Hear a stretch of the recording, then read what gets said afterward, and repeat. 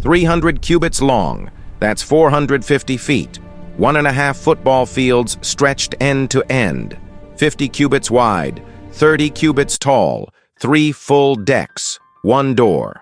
Genesis 6:15 preserves these dimensions with the precision of an engineering blueprint, not a bedtime story. The total displacement volume, approximately 1.5 million cubic feet, rivaling a modern cargo freighter. The estimated lumber requirement, somewhere between 3,000 and 6,000 trees, enough gopher wood to strip an entire ancient forest. The construction crew, not a royal labor division, not a workforce of thousands backed by imperial taxation. 1 man and his 3 sons. To put that in modern terms, the Ark carried more internal volume than 450 standard shipping containers. It matched the length of a World War II destroyer. A replica built in the Netherlands in 2012 cost over $5 million, required professional shipbuilders, steel reinforcement, and modern power tools. And it was never intended to survive open water. But here's what most people miss entirely. The Ark wasn't just a large boat. It was the largest wooden vessel described in any ancient text, from any civilization, by a staggering margin. Mesopotamian flood accounts describe circular coracles. Egyptian shipbuilders, among the most advanced in the ancient world, never attempted anything close to 450 feet in timber. Noah wasn't asked to build a big boat. He was asked to build something that had never existed before, and something that may not have been physically possible with the tools available to him. And if that's the kind of buried detail that keeps you watching, the engineering beneath the theology, the math behind the miracle, subscribe now. This channel goes deeper than anyone else into how these ancient structures were actually built. So the questions start piling up. Where did one family find thousands of old-growth trees in a world with no lumber mills and no supply chains? How did a man with no recorded shipbuilding experience design a hull rated for open ocean hydraulic forces? Forces that would snap a poorly proportioned wooden vessel in half? How did 4 men, with no cranes, no pulleys, and no iron fasteners, raise a 3-deck superstructure taller than a modern 3-story building? And the most uncomfortable question of all, how long did it actually take? And what was happening in the world while one family built the only lifeboat on Earth? Forget the white-bearded patriarch on the children's poster, smiling beneath a cartoon rainbow. Genesis 5:32 records that Noah was 500 years old when his sons were born. By the time God spoke to him about the Ark, he was a man standing deep in the twilight of an era that was about to be wiped from the earth. Put yourself at that scene. A man on his knees in the dirt, not praying, measuring. A length of cord stretched between wooden stakes, charcoal lines scratched into a flat stone, the first marks of a blueprint for something that had no precedent, no reference design, no prototype anywhere in the known world. He wasn't a shipwright. He wasn't an architect. Genesis 6:9 identifies him simply as a righteous man, a blameless among the people of his time. And God looked at that righteousness and handed him the most impossible engineering assignment in human history. Not a wall, not a temple, a floating world. Genesis 6:14 documents the directive with surgical precision. Make yourself an ark of gopher wood. Make rooms in the ark and cover it inside and out with pitch. 3 materials, 3 instructions, 1 task that no living person had the experience to execute. Standing beside Noah in that dirt, 3 sons, Shem, Ham, and Japheth. Ham, the youngest, hauling timber as a boy, learning his father's obedience stroke by stroke. Japheth, the eldest, quiet and steady with an adze, shaping ribs from curved trunk sections while the neighbors watched and whispered. These weren't anonymous laborers. They were the entire workforce, and both carried futures that would shatter the very family they were helping to save. Ham would one day commit an act so grievous that Noah would curse his lineage for generations. Japheth's descendants would spread across the coastlands of the nations. But none of that had happened yet. For now, there was only wood and pitch, and an instruction that the entire surrounding world thought was madness. And here is what makes the engineering problem almost absurd. A 450-foot vessel requires a keel, the structural spine of any ship, running the full length of the hull. No single tree on Earth grows 450 feet. That keel had to be scarfed, individual timbers joined end to end with overlapping joints, each one secured with wooden pegs or mortise and tenon joinery. Every joint was a potential failure point, and every failure point, under the hydraulic stress of open water, meant catastrophic hull breach. The margin for error was zero. The experience level of the builders was also zero, but the blueprint came from somewhere that didn't require experience. It required obedience. Start with the wood itself. The Hebrew term in Genesis 6:14 is gopher, a word that appears exactly once in the entire Bible. Once. Nowhere else in any biblical text, and nowhere in any known ancient Near Eastern document. Scholars have debated its identity for centuries. Cypress, cedar, a resinous conifer species now extinct. No one has settled it. What we do know is the engineering requirements. The wood had to be dense enough to bear massive structural loads, workable enough to be shaped with bronze or stone tools, and naturally resistant to water absorption. Cypress meets every criterion and grew abundantly across the ancient Near East. But the honest answer is that gopher wood remains one of the oldest unsolved material science questions in biblical archaeology. We don't know what it was. We only know what it had to do. Now walk through the construction sequence. Trees felled with stone or bronze axes. Trunks stripped, split, and rough-shaped at the harvest site. Transported, by hand, by drag, possibly by simple rollers, to the building ground. Keel timbers scarfed and pegged into a continuous spine, ribs hewn from naturally curved trunk sections, shaped with adzes, and fitted to the keel at regular intervals like the skeleton of an enormous whale. Cross beams spanned the full width at each deck level, supporting plank flooring above.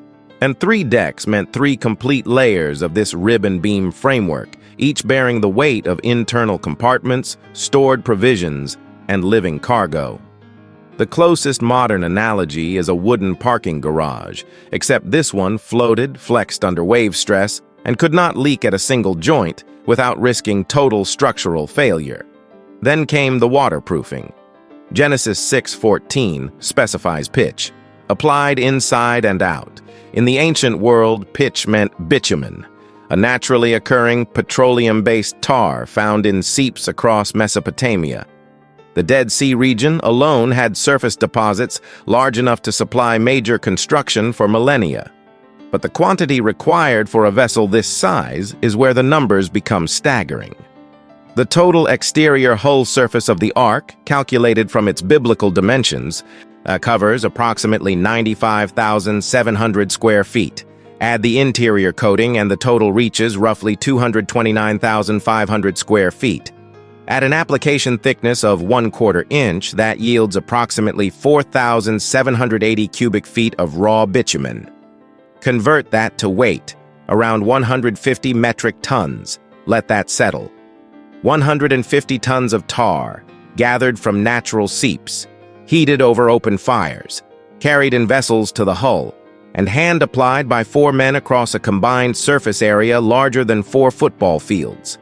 How they heated that volume of bitumen without industrial furnaces, how they transported it without wheeled carts rated for that weight, how they applied it evenly across curved wooden surfaces without sprayers or mechanical rollers, these remain open questions. And no ancient engineering text from any civilization describes a waterproofing operation at this scale. Modern shipbuilders with access to power tools and petroleum-grade sealants would consider this a major logistical challenge. 4 men with fire pits and hand tools? That's not construction. That's a decades-long act of endurance that modern engineering still cannot fully explain. Stand at the base of this structure halfway through its construction. The heat radiating off bitumen pots is thick and visible, black tar bubbling over open fires. The air carries the acrid sweetness of heated petroleum and the sharp bite of fresh-cut resin. Scaffolding made from stripped poles leans against the growing hull like the ribs of a second skeleton. Somewhere above, wood groans and settles under its own accumulating weight. This is not a holy scene. And this is a construction site. Brutal, monotonous, and completely isolated from the rest of human civilization. Now step into Shem's life. The middle sun. You are not building this vessel because you understand the engineering. You are building it because your father told you that God said to. Your neighbors think your family has gone mad. Your hands are cracked to the bone and permanently tar-stained. You have been working on this single project for years, possibly decades. Genesis never records how long the construction took, but 2 Peter 2:5 identifies Noah as a herald of righteousness, suggesting he preached throughout the building period. The Talmud places the timeline at 120 years. Even conservative modern estimates land between 55 and 75 years. What does 70 years of the same labor do to a man's hands, to his sons? As to his belief that the rain will ever actually come. Genesis leaves these questions deliberately unanswered, and here is the truth that most retellings refuse to touch. Genesis 6:5-7 records the reason for the flood in terms that leave no room for softening. The Lord saw that the wickedness of man was great in the earth, and that every intention of the thoughts of his heart was only evil continually. And the Lord regretted that he had made man on the earth, and it grieved him to his heart. The ark was not built to celebrate humanity. It was built because God had already decided to end it. Every plank Noah cut was a countdown. Every rib he fitted was a clock ticking toward mass extinction.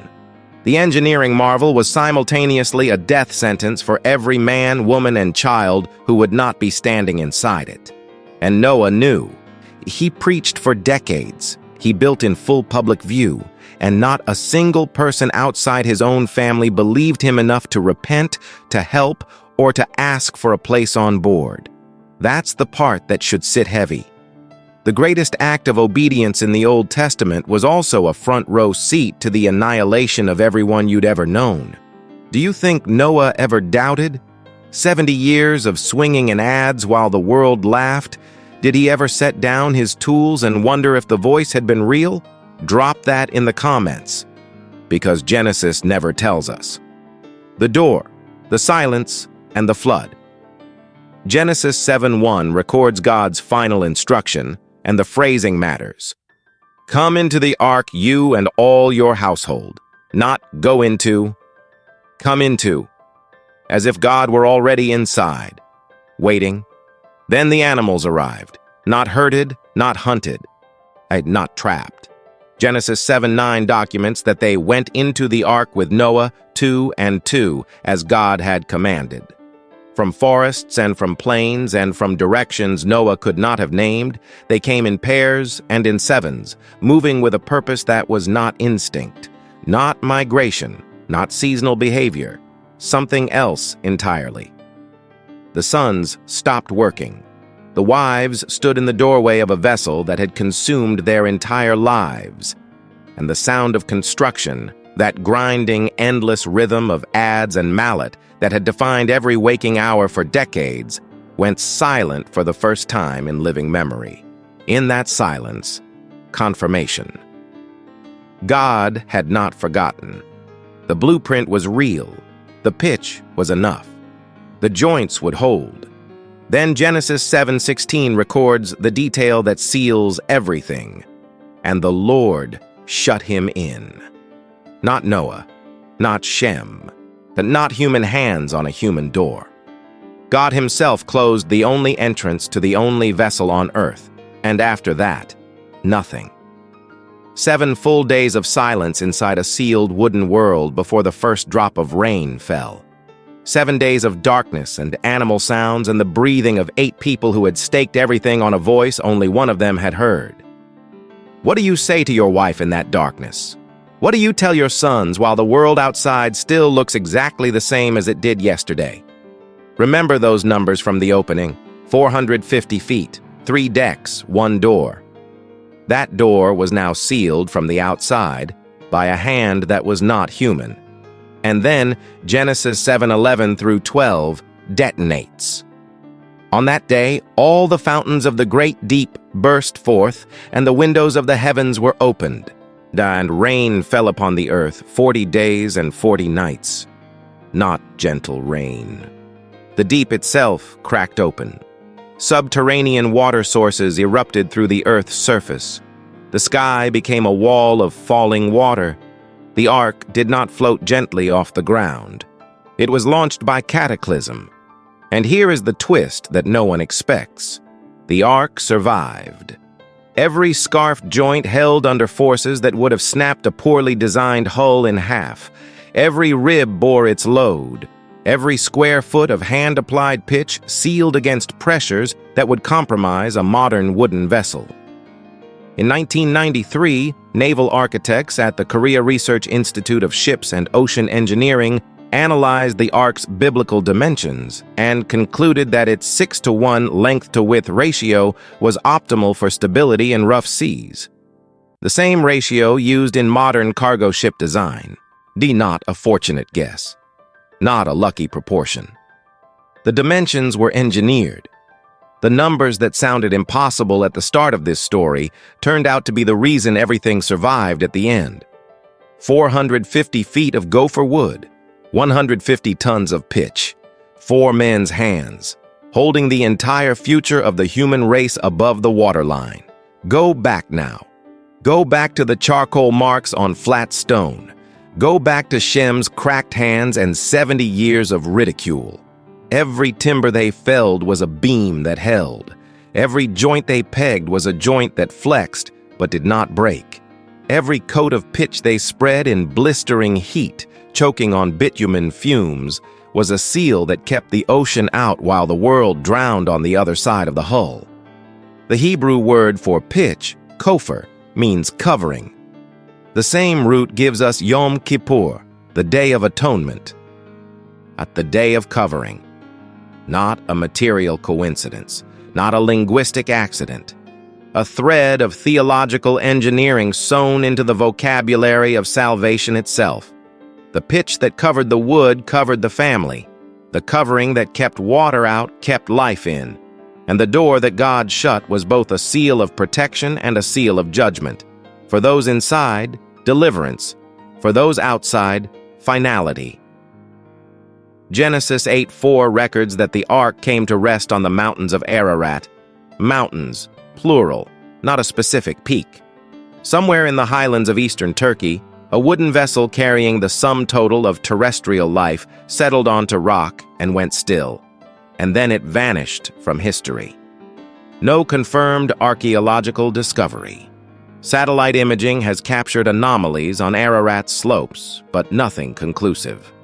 A vessel that massive, made of organic material, in a region of extreme cold that could theoretically preserve wood for millennia. And yet nothing definitive has ever been recovered. Was it dismantled for building materials by the very family it saved? Did it decay beyond recognition? Or is its absence deliberate? A final silence from a God who has always preferred faith over forensic evidence. 8 people walked through a wooden door onto a bare mountainside and looked at an empty world. The 150 tons of pitch, the 3,000 trees, the 70 years of labor and mockery and silence. All of it led to a man planting a vineyard on a naked mountain, and even then, the cost was not finished. Ham saw his father's nakedness. Noah cursed Canaan. The boy who had hauled timber as a child became the man who fractured the family within a single generation. But the ark saved humanity.